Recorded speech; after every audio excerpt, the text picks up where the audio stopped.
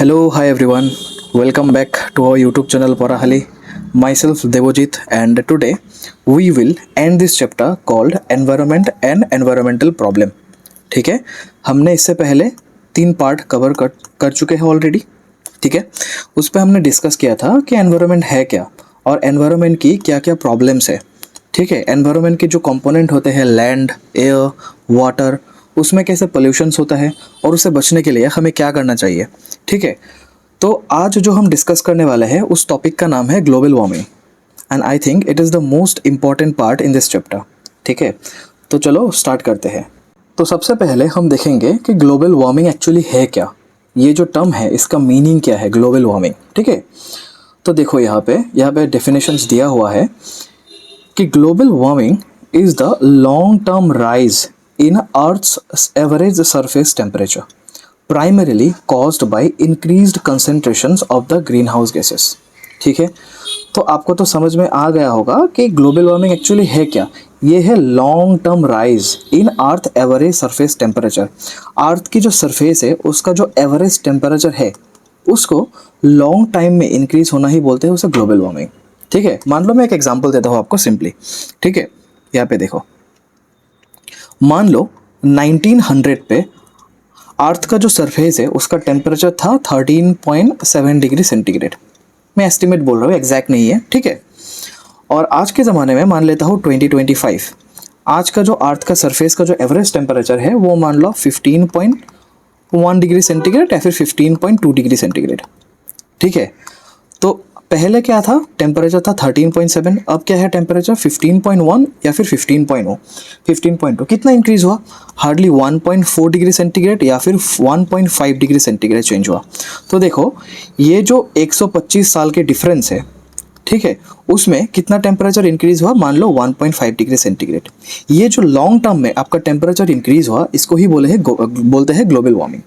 ठीक है, आप ऐसा सोच सकते हो कि सिर्फ 1.5 डिग्री तो है, इसमें क्या होगा, लेकिन ये बहुत ज़्यादा इम्पेक्ट करता है. इस छोटा टेम्परेचर राइज भी अर्थ में बहुत ज़्यादा चेंजेस ला सकती है. ठीक है, ये बात को आप ध्यान पे रखना. तो ये आप न्यूमेरिकल वैल्यू पे मत जाओ, ये छोटा सा जो चेंज हुआ है ना, टेम्परेचर 1.5 डिग्री का इंक्रीज हुआ है, यही आपकी जो अर्थ है उसका जो एटमॉस्फेयर है, उसका जो लाइफ एग्जिस्टेंस करते हैं प्लांट एंड एनिमल का, वो ख़त्म करने के लिए इनफ है. ठीक है, तो चलो अब देखते हैं उसके नेक्स्ट. ठीक है, तो आपने देखा कि जो अर्थ का जो एवरेज सरफेस टेम्परेचर इंक्रीज हो रहा है लॉन्ग टर्म में, ठीक है, वो किस लिए हो रहा है, क्योंकि आपका जो ग्रीन हाउस गैस है उसका कंसेंट्रेशन बढ़ता जा रहा है. ठीक है, अब ग्रीन हाउस गैसेस क्या है और इसका कंसेंट्रेशन कैसे बढ़ते हैं वो नेक्स्ट में डिस्कस करेंगे. ठीक है, यहाँ पे देखो, the source of temperature for the earth surface and the atmosphere is the solar energy. ठीक है, ये तो आपको सबको ही पता है कि हमारा जो टेम्परेचर रिक्वायरमेंट है वो कौन सॉल्व करता है, सोलर एनर्जी. हम जितना भी टेम्परेचर, जितना भी एनर्जी लेते हैं ज़्यादातर सोलर एनर्जी से लेते हैं.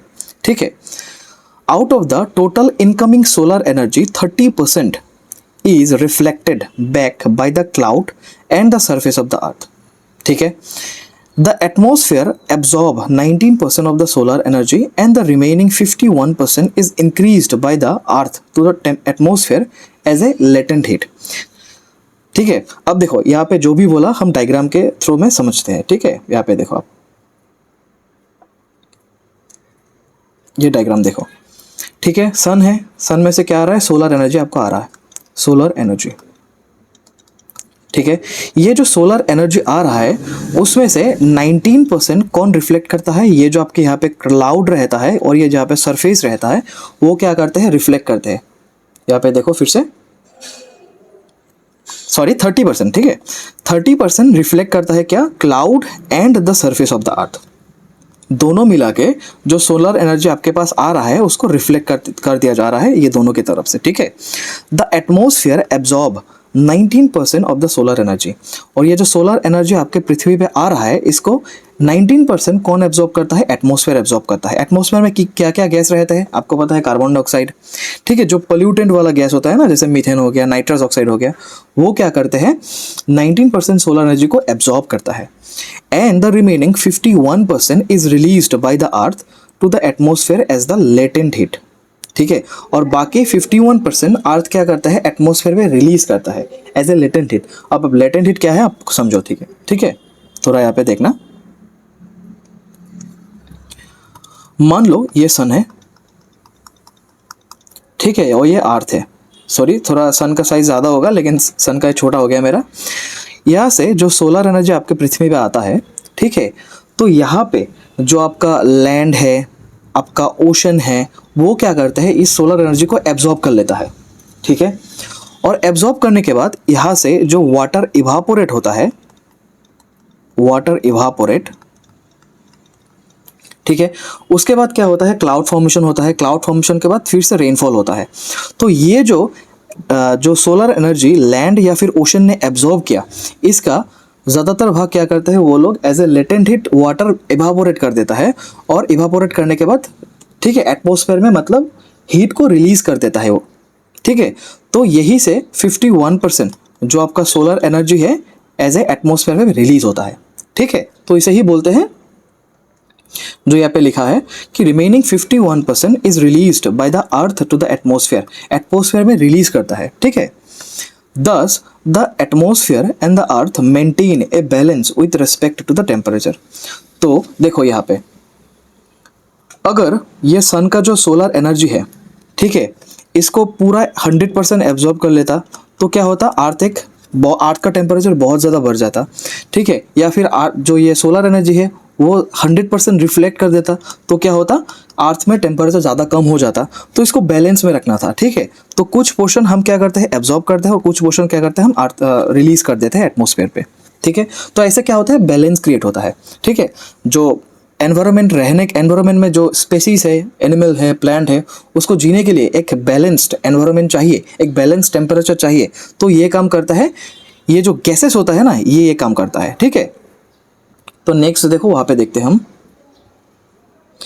It should be remembered in this occasion that certain gases can trap the energy reflected back by the earth surface. तो ये जो आपका कुछ गैस होता है, ये गैस क्या करते हैं, जब अर्थ के सरफेस से जो सोलर एनर्जी है वो रिफ्लेक्ट होकर चला जाता है, तो उसमें से कुछ एनर्जी ये जो गैस है ये ट्रैप कर लेता है, ठीक है। These gases include carbon dioxide, methane gas, nitrous oxide, water vapour etcetera. मतलब क्या है, ये जो सोलर एनर्जी यहाँ पे आके रिफ्लेक्ट हो जाएगा, तो उसमें से कुछ पोर्शन ये गैस क्या करते हैं, ट्रैप कर लेता है, ठीक है, एटमॉस्फेयर पे ट्रैप कर लेता है। These gases help in increasing the atmospheric temperature by trapping the energy reflected back by the earth and therefore they are called greenhouse gas. तो ये गैस क्या काम करते हैं, ये जो सोलर एनर्जी को थोड़ा ट्रैप कर लेते हैं ना, इसके वजह से क्या होता है, एटमॉस्फेयर में जो टेम्परेचर है वो ज़्यादा इंक्रीज हो जाते हैं, ठीक है। अब देखो, these gases constitute only 0.1% of the total volume of the gases in the atmosphere. देखो, ये जो गैस ट्रैप करता है ना, ये कोई बुरी बात नहीं है। अगर थोड़ा मोड़ा गैस नहीं, जो सोलर एनर्जी ट्रैप कर लेते हैं गैस, ठीक है, तो वो ट्रैप करना कोई बुरी बात नहीं है, क्योंकि वो ट्रैप करने से हमारा जो एटमॉस्फेयर है वो थोड़ा टेम्परेचर ज़्यादा होगा, तो वो सुइटेबल होगा हमारे लाइफ के लिए। लेकिन यहाँ पे आप देख सकते हो, ये गैस कितना परसेंट है, 0.1%। अब 0.1% गैस कितना ही ट्रैप कर लेगा सोलर एनर्जी को, ठीक है। लेकिन ह्यूमन एक्टिविटी की वजह से ये जो परसेंटेज है ना, वो ज़्यादा इंक्रीज हो रहा है, 0.1 से 1% हो जा रहा है, 2% हो जा रहा है। तो जब गैस का अमाउंट एटमॉस्फेयर में बढ़ेगा, तब क्या होगा, ये जो गैस है सोलर एनर्जी ज़्यादा ट्रैप करने लगेगा। अगर ज़्यादा ट्रैप करने लगेगा तो रिफ्लेक्ट कम होगा, अगर रिफ्लेक्ट कम होगा तो क्या होगा, अर्थ का जो टेम्परेचर मिनिमल होना चाहिए, हमारे लाइफ के लिए सुइटेबल होना चाहिए, वो ज़्यादा इंक्रीज होगा, ठीक है। तो इसी से ही होगा हमारा ग्लोबल वार्मिंग, ठीक है। अब देखो, these gases naturally help in maintaining a balance in the temperature on the earth surface and the atmosphere. तो ये जो गैस होता है ना, इसका काम ही है कि ये थोड़ा ट्रैप करे और अर्थ का जो एटमॉस्फेयर में टेम्परेचर है उसको स्टेबल रखे, वो ज़्यादा होने मत दे, ठीक है। But if somehow some variation occur in the proportion of these gases in the atmosphere, the natural state of temperature will increase. देखो, सिंपल सी बात है, ये गैस कितना परसेंट है, 0.1% है। अगर ह्यूमन एक्टिविटी की वजह से ये गैस 3% हो गया, तो ये गैस क्या करेगा, ज़्यादा जो सोलर एनर्जी हो वो ट्रैप करेगा। अगर ज़्यादा ट्रैप करेगा तो क्या होगा, टेम्परेचर ज़्यादा ही इंक्रीज होगा। आइडियली होना क्या चाहिए, 0.1% ट्रैप करेगा तो इतना ज़्यादा फर्क नहीं पड़ेगा, वो ह्यूमन के लिए या फिर एनिमल के लिए सुइटेबल है। लेकिन जब ये गैस का अमाउंट बढ़ जाएगा तो एक्चुअली क्या होगा, ज़्यादा सोलर एनर्जी ट्रैप करने लगेगा। अगर ज़्यादा सोलर एनर्जी ट्रैप करेगा तो क्या होगा, less heat escape into the space. ठीक है, हीट एनर्जी जो हमारे यहाँ से रिफ्लेक्ट हो जा रहा है वो अमाउंट कम होगा, क्योंकि ज़्यादातर यहाँ पे ट्रैप हो रहा है, और ट्रैप होने की वजह से टेम्परेचर यहाँ पे इंक्रीज हो रहा है। ठीक है, तो यही है जो देखो, natural green house gas effect जो है वो हमारे लिए हार्मफुल नहीं है, वो हमारा हेल्प करता है। ठीक है, अर्थ के जो टेम्परेचर है वो मेंटेन करता है। लेकिन ह्यूमन एनहांस्ड, जब ह्यूमन एक्टिविटी की वजह से ये गैस का जो अमाउंट है वो ज़्यादा हो जाता है, तब क्या होता है, ज़्यादा हीट ट्रैप होता है, और ज़्यादा हीट ट्रैप होने से इसका टेम्परेचर जो है वो भी इंक्रीज होता है। ठीक है, atmospheric temperature generally increases with the increase of the green house gases. यही बोला मैंने, अगर 0.1% से लेकर 3% तक इंक्रीज हो जाता है ये गैस का जो अमाउंट है, तो क्या होगा, जो हीट ट्रैप करेगा वो भी ज़्यादा होगा। ठीक है, इसकी वजह से क्या होता है, ग्लोबल वार्मिंग होता है। ठीक है, अब देखो, this has now become a global problem. Obviously ये पूरा अर्थ पे ही होगा, and the question of survival of the entire living being world is connected with this. ठीक है, अब हमारा जो टेम्परेचर है आइडियली 35 डिग्री 37 डिग्री यही होता है। ठीक है, गर्मी के टाइम पे। लेकिन अगर ये टेम्परेचर इंक्रीज होके 50, 55, 60 चला जाए तो ह्यूमन के लिए पॉसिबल ही नहीं है कि वो सस्टेन कर सके, वो एनवायरनमेंट रह सके। ठीक है, तो इसकी वजह से क्या होता है, हमारा जो एंटायर लिविंग वर्ल्ड है ये ग्लोबल प्रॉब्लम है और इसकी वजह से इफेक्ट हो रहा है। ठीक है, the role of carbon dioxide among all the greenhouse gases in global warming is mostly significant। वो जितना भी गैस होता है जो ज़्यादातर ट्रैप करते हैं सोलर एनर्जी को, उसमें सबसे इंपॉर्टेंट क्या है, कार्बन डाइऑक्साइड गैस है।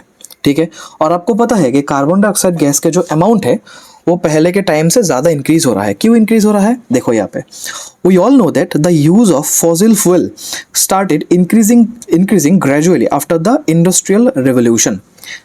देखो ये जो छोटा छोटा टर्म है ना, industrial revolution, actually industrial revolution कब की बात करते हैं, 1760 की बात करते हैं।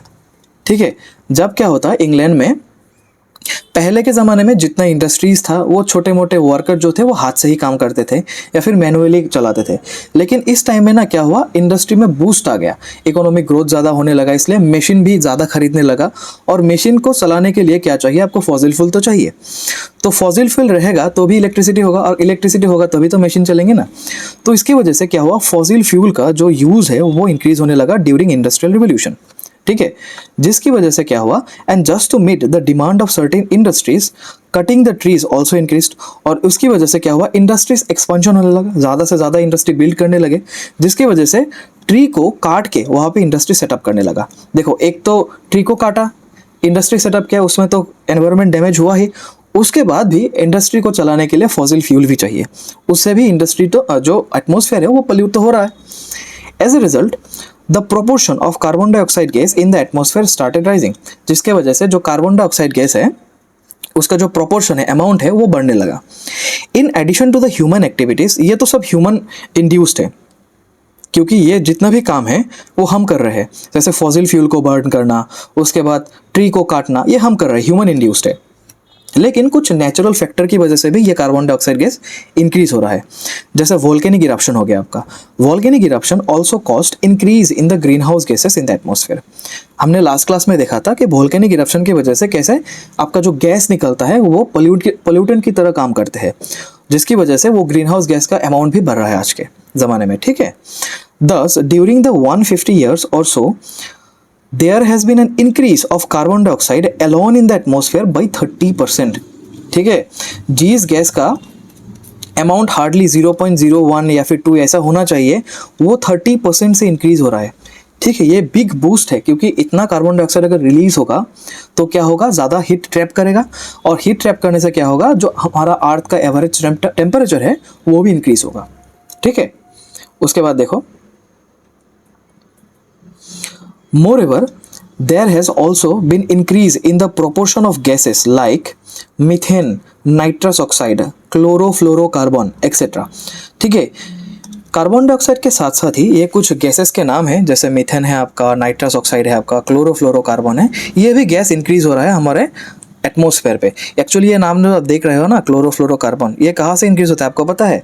ये यूज़ होता है एक्चुअली, ये जो गैस है इसको हम यूज़ करते हैं रेफ्रिजरेटर पे या फिर एसी पे, ठीक है, एज ए कूलिंग एजेंट हमको यूज़ करते हैं। तो जितना हम रेफ्रिजरेटर या फिर एसी चलाएंगे उतना ही क्या होगा, ये क्लोरोफ्लोरोकार्बन एटमॉस्फेयर में ज़्यादा रिलीज होगा। अगर ज़्यादा रिलीज होगा तो इसमें क्या होगा, ग्लोबल वार्मिंग भी बढ़ेगा, ठीक है। All these gases have caused increase in the atmospheric and Earth's surface temperature by trapping more and more solar energy। तो ये जो गैसेस है ये जितना इंक्रीज होगा उतना सोलर एनर्जी को ट्रैप करेगा, और ट्रैप करने की वजह से अर्थ का जो टेम्परेचर है वो भी चेंज होगा, ठीक है। It has already been established that the average surface temperature of the earth has increased by about 0.76 degree centigrade. Actually आपका जो ये बुक है वो थोड़ा आउटडेटेड है, इसकी वजह से ये अमाउंट अब बढ़ के 1.5 डिग्री पे आ चुका है, ठीक है। अर्थ का जो एवरेज टेम्परेचर है सरफेस वो 1.5 डिग्री से इंक्रीज हो रहा है, ठीक है। The average temperature of the Earth's surface will increase by about 5.8 degree centigrade. अगर ऐसा ही चलता रहा तो फ्यूचर में क्या होगा, ये जो एवरेज टेम्परेचर 5.8 डिग्री से इंक्रीज होगा, तब तो हमारे जो सर्वाइवल है वो तो नामुमकिन होगा, ठीक है। This type of temperature increase will greatly change the Earth's environment and threaten very existence of our lives in the world। अगर ये टेम्परेचर इंक्रीज होगा इतने अमाउंट से तो हमारा जो बचना है या फिर कोई लिविंग बीइंग का बचना है तो इम्पॉसिबल ही है, ठीक है। तब अब देखो इसको कम करने के लिए क्या इनिशिएटिव लिया गया, ठीक है। The United Nation has come forward to provide necessary guideline to the people of the world, ठीक है। इसको ये जो टेम्परेचर इंक्रीज हो रहा है इसको कम करने के लिए जो यूनाइटेड नेशंस है वो नेसेसरी स्टेप ले रहा है या फिर गाइडेंस भी दे रहा है कि कैसे इस टेम्परेचर को मेंटेन कर सके, ठीक है। It has been estimated that a rise of the atmospheric temperature by 2 or 3 degree centigrade will cause melting of snow on the north and south polar region and rising in the sea level. Thus, if the sea level rises by 1 meter from the present level, about 5 million square kilometer of the coastal area will get submerged। देखो यहाँ पे क्या बोला, जैसे हमको पता है कि अब जो टेम्परेचर इंक्रीज हो रहा है नियरली 1.5 डिग्री सेंटीग्रेड से इंक्रीज हो रहा है। अगर ये टेम्परेचर 2 या 3 डिग्री सेंटीग्रेड से इंक्रीज होता फ्यूचर में जो होगा, क्योंकि जो हमारी एक्टिविटी है वो कुछ ऐसा ही है कि ये टेम्परेचर को इंक्रीज करेगा, ठीक है। और फ्यूचर में जब ऐसा होगा कि 2 और 3 डिग्री सेंटीग्रेड से इंक्रीज होगा तब क्या होगा, ये जो अर्थ के नॉर्थ और साउथ पोल है दैट मीन्स ये वाला हिस्सा, ठीक है, एंटार्क्टिक वाला आर्टिक वाला हिस्सा, तो इसमें जो ये आइस होगा ये मेल्टिंग होना स्टार्ट हो जाएगा क्योंकि टेम्परेचर इंक्रीज हो रहा है। अगर मेल्टिंग होगा तो आइस पिघल के क्या बनेगा, पानी ही बनेगा। तो इसकी वजह से क्या होगा, मेल्टिंग होने की वजह से जो सी लेवल है, ठीक है, ओशन का, वो भी इंक्रीज होगा। पहले सी लेवल इतना तक था, तब इंक्रीज होकर इतना हो जाएगा। तो अगर ये सी लेवल 1 मीटर भी बढ़ जाए, ठीक है, तो क्या होगा, 5 million square kilometre of coastal area will get submerged. मतलब क्या है, देखो आपने देखा होगा कुछ आइलैंड पोर्शन है, मैं यहाँ पे पिक्चर भी है उसके दिखा के आप समझाता हूँ, ठीक है। ये देखो ये पूरा ओशन पार्ट है और ये थोड़ा छोटा छोटा आइलैंड पार्ट है, एक्चुअली मालदीव्स का सीन है, ठीक है। तो अगर ये जो वाटर है मेल्टिंग होने से, आइस का मेल्टिंग होने से 1 मीटर भी ये इंक्रीज हो गया, वाटर लेवल इंक्रीज हो गया, तो ये पूरा जो आइलैंड है ना ये डूब जाएगा, वो पानी के अंदर आ जाएगा, ठीक है। और यह बोला भी जाता है कि 2050 के बाद जो मालदीव्स है उसका कुछ पोर्शन पानी के नीचे आ जाएगा, ठीक है। तो ये प्रॉब्लम हो रहा है ग्लोबल वार्मिंग की वजह से, टेम्परेचर इंक्रीज हो रहा है, टेम्परेचर की वजह से जो आइस है वो ज़्यादा मेल्ट हो रहा है। अगर मेल्ट ज़्यादा होगा तो क्या होगा, ये ओशन का पानी है ये थोड़ा इंक्रीज हो जाएगा, इसका लेवल अप हो जाएगा। अगर लेवल अप होगा तो ये जो कोस्टल एरिया है छोटा मोटा, ठीक है, वो क्या होगा, पानी के नीचे डूब जाएगा। तो इसमें जो लोग रहते हैं उसका क्या होगा, प्रॉब्लम क्रिएट होगा, ठीक है। तो फिर से देखो, तो यही बोला जो कोस्टल एरिया है वो सबमर्ज हो जाएगा। इवन इंडिया में जो आपका ये गुजरात साइड है या फिर नीचे का जो पोर्शन है कोस्टल एरिया है ना, वो भी थोड़ा पानी में इम्पैक्ट हो सकता है सी लेवल इंक्रीज होने की वजह से, ठीक है। उसके बाद देखो प्रोबेबल कंसिक्वेंसेस, ये जो टेम्परेचर इंक्रीज होगा, ग्लोबल वार्मिंग होगा, इसकी वजह से हमें क्या इम्पैक्ट होगा, हमारे उसका कंसिक्वेंसेस क्या है, ठीक है। तो सबसे पहले है एनवायरमेंटल कंसिक्वेंसेस। एनवायरनमेंट में इसका इम्पैक्ट क्या पड़ेगा। सबसे पहली बात, rising global temperature, global temperature increase होगा, आपको मैंने पहले ही बोला कि टेम्परेचर इंक्रीज तो होगा ही। इसकी वजह से क्या होगा, जो समर है वो ज़्यादा हॉट हो जाएगा, जो आज के टाइम पे हो रहा है। पहले देखोगे आप तो इतना टेम्परेचर इंक्रीज नहीं होता था, लेकिन आज के ज़माने में देखोगे टेम्परेचर किस हद तक जा चुका है, 40-45 तो अब नॉर्मल हो चुका है, ठीक है। उसके बाद milder winter and more heat waves, उसके वजह से क्या होगा, जो ग्लोबल टेम्परेचर राइज होगा उसके वजह से हीट वेव आएगा। एक्चुअली हीट वेव का डेफिनेशन क्या है, जहाँ पे मैक्सिमम टेम्परेचर, मैं यहाँ पे लिख देता हूँ हीट वेव्स क्या है एक्चुअली, जहाँ पे मैक्सिमम टेम्परेचर आपका 40 डिग्री या फिर उससे ज़्यादा होगा। एक्चुअली ये डेफिनेशन है with respect to plain area.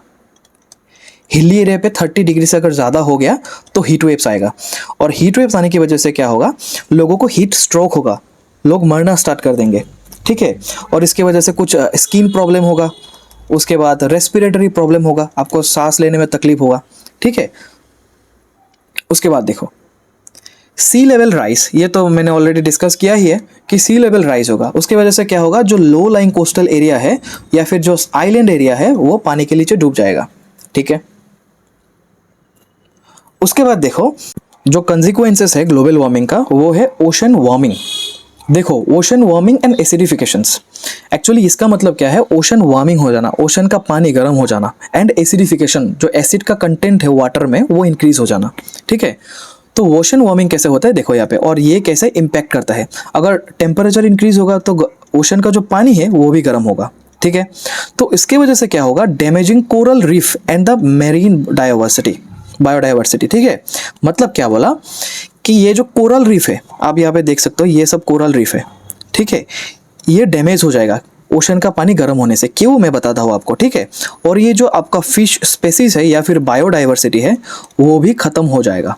क्यों, अब देखो ओशन का पानी अगर गर्म होता है, एक्चुअली हम क्या करते हैं, देखो यहाँ पे हम ऑक्सीजन लेते हैं और ऑक्सीजन के थ्रू ही हम जिंदा रहते हैं, ठीक है। तो ये मछली भी क्या करते हैं, पानी में जो डिजॉल्व्ड ऑक्सीजन होता है ना वो यूज़ करता है, वो यूज़ करने की वजह से वो लोग जिंदा रहते हैं, ठीक है।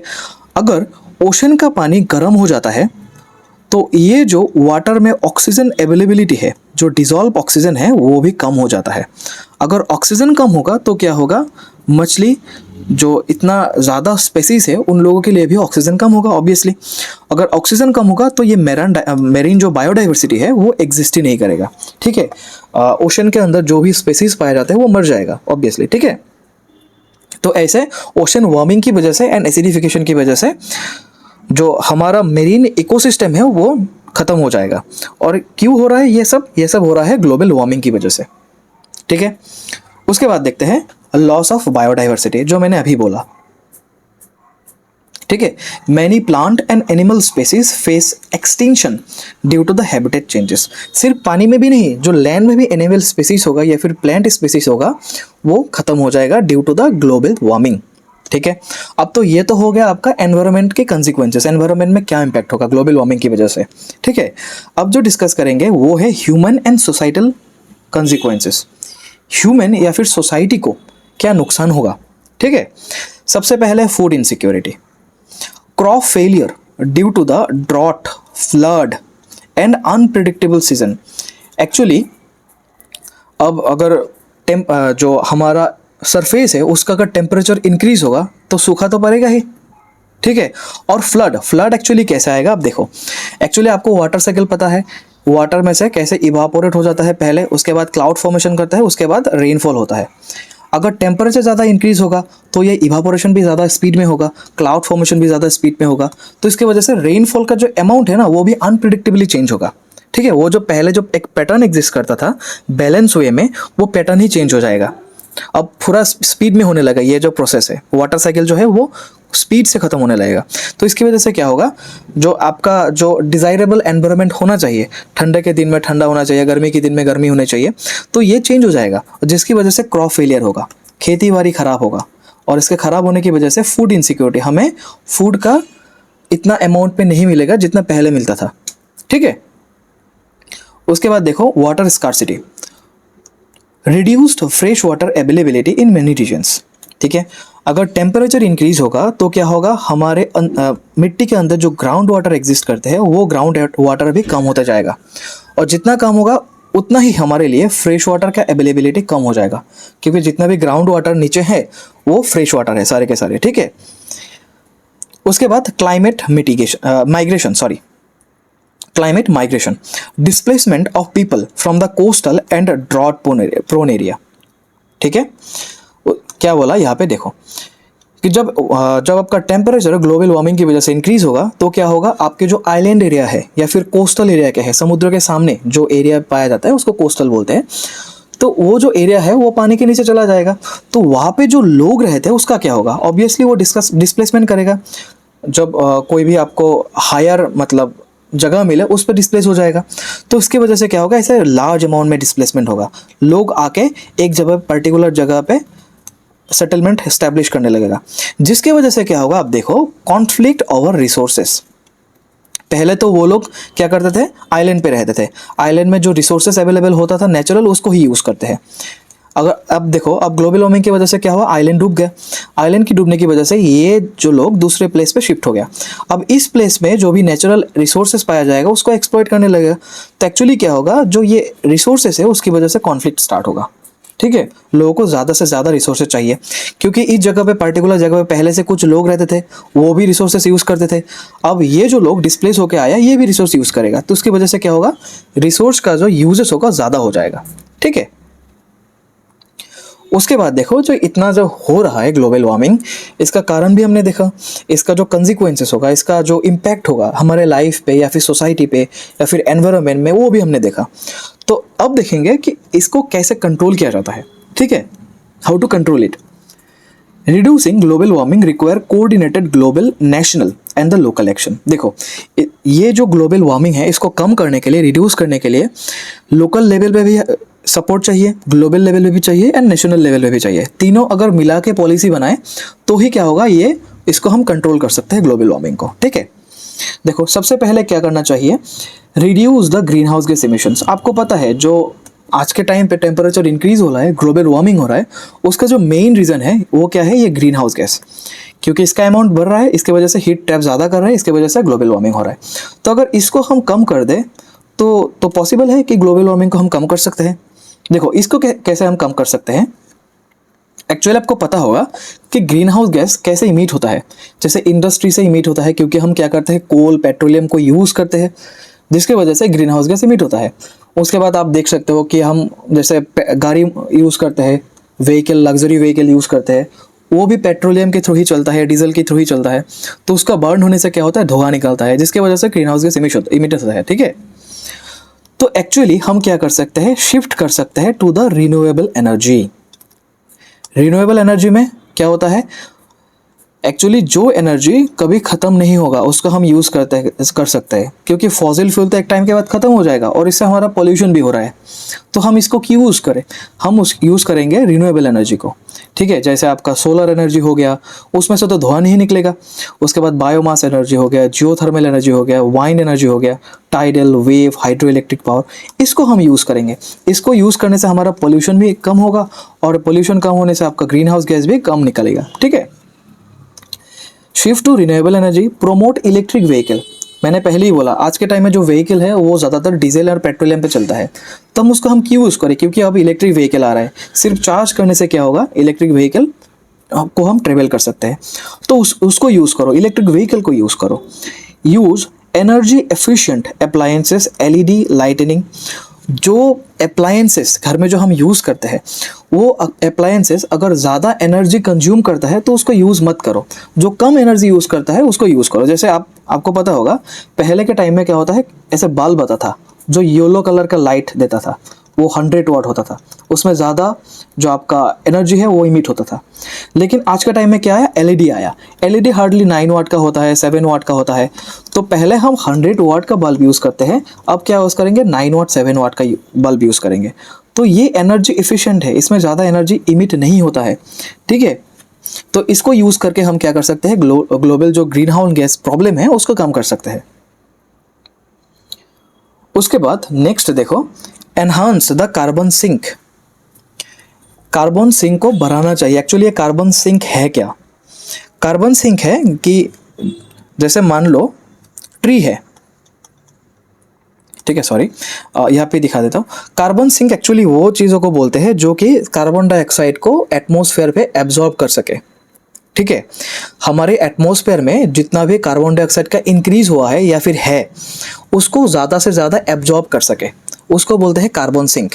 जैसे आप मान सकते हो ट्री का एग्जांपल। ट्री क्या करता है, कार्बन डाइऑक्साइड गैस यूज़ करते हैं, और यूज़ करने से क्या होता है, वो एटमॉस्फेयर से कार्बन डाइऑक्साइड गैस को एब्जॉर्ब करते हैं। तो tree as a carbon sink काम करता है। ठीक है, उसके बाद रीस्टोर डिग्रेडेड फॉरेस्ट। फॉरेस्ट का जो कवर है उसको इंक्रीज करो, ज़्यादा से ज़्यादा प्लांट को प्लांटेशन करो। ठीक है, प्रैक्टिस क्रॉप रोटेशन। मैंने लास्ट क्लास में आपको बोला था क्रॉप रोटेशन क्या है, तो उसको प्रैक्टिस करने से क्या होगा, जो कार्बन डाइऑक्साइड एब्जॉर्ब करने की क्षमता है वो ज़्यादा इंक्रीज होगा। अगर वो इंक्रीज होगा तो एटमॉस्फेयर में जितना कार्बन डाइऑक्साइड के पहले ज़माने में था उससे ज़्यादा कम हो जाएगा। ठीक है, और जिसकी वजह से ग्लोबल वार्मिंग नहीं होगा।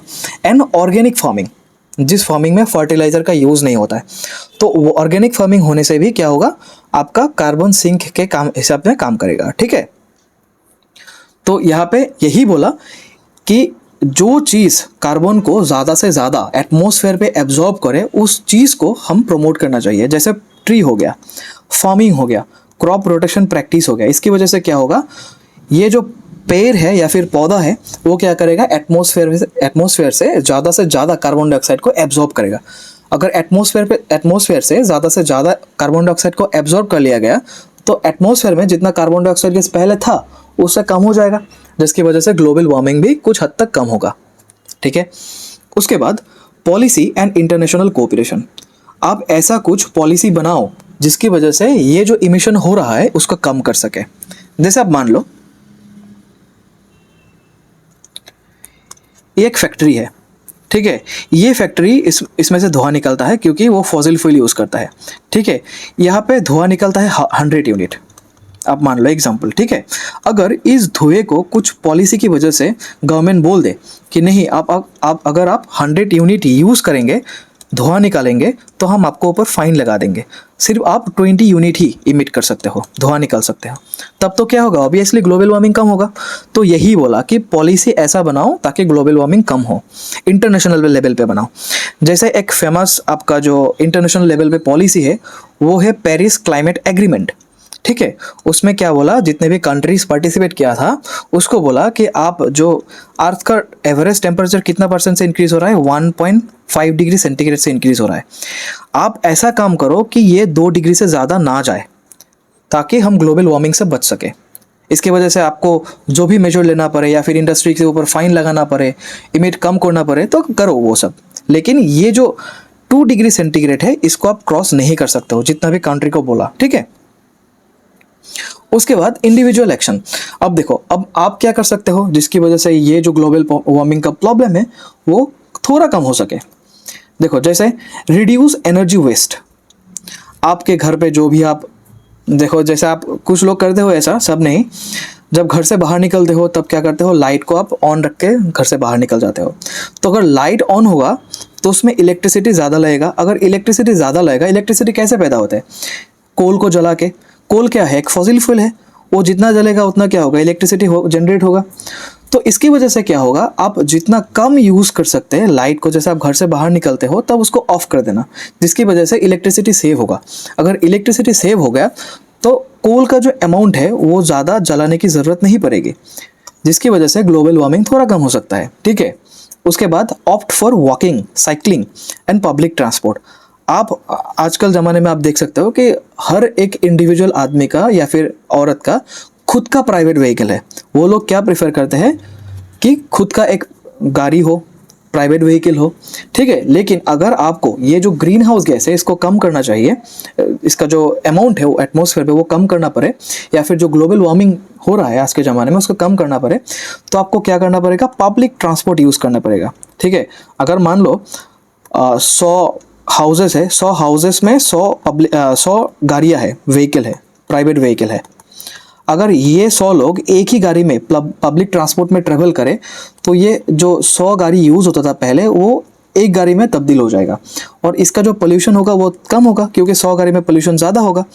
तो आप पब्लिक ट्रांसपोर्ट को यूज़ कर सकते हो, आप वॉकिंग के थ्रू जा सकते हो अगर छोटा मोटा डिस्टेंस ट्रैवल करना पड़े, या फिर आप साइकिलिंग कर सकते हो जिसमें से पोल्यूशन नहीं निकलता है। ठीक है, उसके बाद support eco friendly brand and policies. ठीक है, आप ऐसा ब्रांड यूज़ करो जिसमें कि उनका इको फ्रेंडली पॉलिसी है, मतलब वो ब्रांड को बनाने के लिए पोल्यूशन ना करना पड़े, वही ब्रांड आप यूज़ करो। ठीक है, जैसे यहाँ पे आप देख सकते हो पिक्चर में, how to reduce global warming, use less hot water, use the off switch, change the light bulb. पहले वो 100 वाट की, अगर 100 वाट के बल्ब आप जलाते हो तो उसको चेंज करो, एलईडी पे आओ, 7 वाट 9 वाट का बल्ब यूज़ करो। उसके बाद ये जो कचरा फैला रहे हो उसको रिसाइकिल करो। ठीक है, प्लांट ट्री। तो ये कुछ काम करके आप क्या कर सकते हो, ग्लोबल वार्मिंग को कम कर सकते हो। देखो, मोस्ट इंपॉर्टेंटली मैंने आपको फर्स्ट क्लास में बोला था कि एनवायरनमेंट क्या है, हमारे सराउंडिंग पे जो भी चल रहा है वो ही एनवायरनमेंट है जिसको हमें अपना सर्वाइवल के लिए हेल्प हो सके। मतलब हमारे सर्वाइवल के लिए एनवायरनमेंट होना बहुत नेसेसरी है। अगर हम ऐसा काम करें जिसकी वजह से एनवायरनमेंट का डैमेज हो रहा है, टेम्परेचर बढ़ रहा है, तो क्या होगा, एक ना एक दिन हमारा जो एग्जिस्टेंस है वो ख़त्म हो जाएगा। ठीक है, हम जिंदा ही नहीं रहेंगे। इसकी वजह से आप जो भी काम करते हो थोड़ा सोच समझ के करना, ताकि ये एनवायरनमेंट को हार्म ना पहुंचाए। ठीक है, एनवायरनमेंट फ्रेंडली होना चाहिए जो भी काम करो आप। जैसे प्लास्टिक है, प्लास्टिक आप यूज़ करते हो लेकिन उसको जैसे एक पर्टिकुलर प्लेस पे ही कलेक्ट करो। ठीक है, उसके बाद जो भी आपका कचरे का गाड़ी आता है उसको उठा दो, वो लोग जाके डिस्पोज कर देगा या फिर रीयूज कर लेगा। ठीक है, तो आप ऐसा काम करो ताकि एनवायरनमेंट को हेल्प हो, एनवायरनमेंट का डैमेज ना करो। ठीक है, अगर जब तक एनवायरनमेंट सेफ रहेगा तब तक हम भी सेफ रहेंगे। अगर एनवायरनमेंट का डैमेज होना स्टार्ट हो चुका है तो हमारा भी प्रॉब्लम इंक्रीज होगा और हमारा जो सर्वाइवल है वो भी एग्जिस्ट नहीं करेगा। ठीक है, तो मैं फिर से ये जेन्युइनली रिक्वेस्ट है आप सबको कि एनवायरनमेंट का डैमेज होने वाला काम आप मत करो। ठीक है, so this is the end of the chapter. And आपको कुछ डाउट है या फिर कोई आपको सवाल पूछना है तो आप हमारे जो सोशल मीडिया प्लेटफॉर्म है उससे भी पूछ सकते हैं, या फिर आप डायरेक्ट कमेंट सेक्शन में भी बता सकते हैं। और अगर अच्छा लगे तो आप ये वीडियो शेयर कर देना अपने दोस्त लोगों के साथ। तब तक के लिए थैंक यू वेरी मच। मिलते हैं अगले क्लास में एक न्यू चैप्टर के साथ।